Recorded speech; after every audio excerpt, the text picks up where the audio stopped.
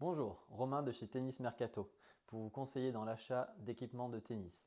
Aujourd'hui, on va voir la Pure Drive de chez Babolat 2017.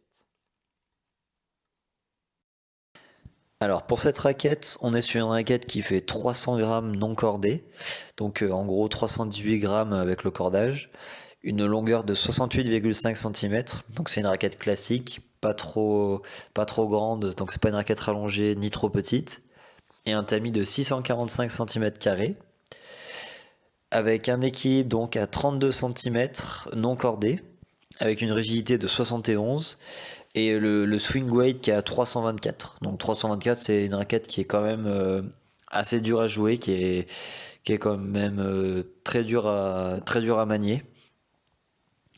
Et c'est une raquette qui a 16 montants et 19 travers. Voilà. Au niveau des nouvelles technologies que Babolat a apportées sur sa nouvelle Pure Drive, on va avoir la technologie FSI. Ça va être les joncs qui vont être en forme de diamant, ainsi qu'une répartition entre les cordes un petit peu plus large, ce qui va permettre au cordage de donner plus de puissance et plus d'effet, et que le cordage soit un petit peu plus réactif. Ensuite, on va voir la technologie Cortex, donc, qui va être au niveau du triangle, du cœur de la raquette, qui va servir d'anti-vibrateur pour les frappes de balle. Donc, comme chez Wilson, on a le Countervail, Babolat a fait donc Cortex. Et pour finir, on va voir le Woofer System. Alors ça, c'est ce que Babolat a appelé pour donner plus de puissance et de confort dans la raquette.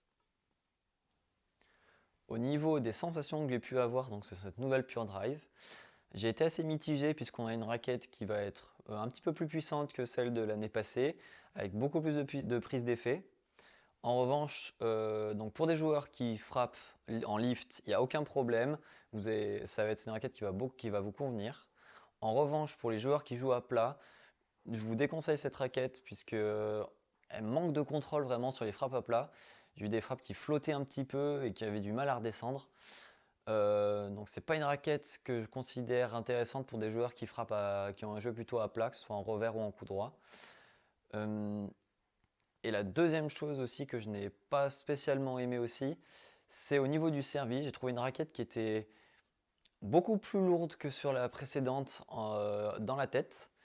Malgré ce que Babolat dit, que c'est comme celle de l'année passée, moi je trouve qu'elle est beaucoup trop en tête et que j'ai du mal du coup à donner de la puissance au service.